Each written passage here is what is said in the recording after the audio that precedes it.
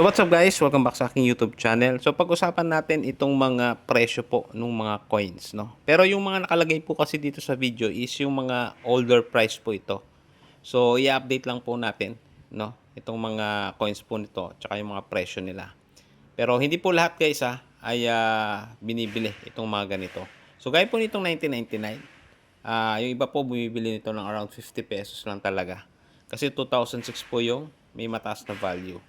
Sa year 2000 naman guys, ayan minsan 50 pesos. So minsan may mga 100 po na nag-aalok. So mostly po mga nagko-complete po ng years yon, yung mga ganon. Sa year 2000, 50 pesos po. Ayan, pero ngayon I think nasa 100 po yung ino-offer ng iba. 2014, medyo mababa lang din ito. At depende na rin po yan sa mga nagbo-buy and sell. So hindi po lahat guys naghahanap nito. So, 5 piso year 2017, 50 pesos. Ayan, 5 cents po. Tapos, pagdating naman po sa mga hard to find, ayan, i-update natin yung mga price po dito. Kasi medyo luma na po itong mga pricing po dito sa video na ito. So, sa 25 centavos po na year 2006, so 150 before, may mga nag-aalok po nito ng around, I think, 600 to 700.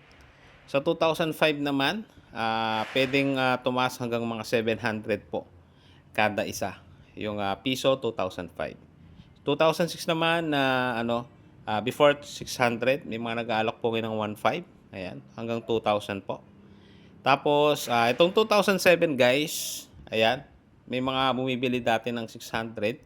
Tsaka po yung year 2008. Pero i-update po natin ito kasi ang ano po nila dito is parang nagbigay na ng statement yung BSP na parang wala talagang ginawang 2007 at saka 2008. So, sa year naman guys, 2007 na 10 piso.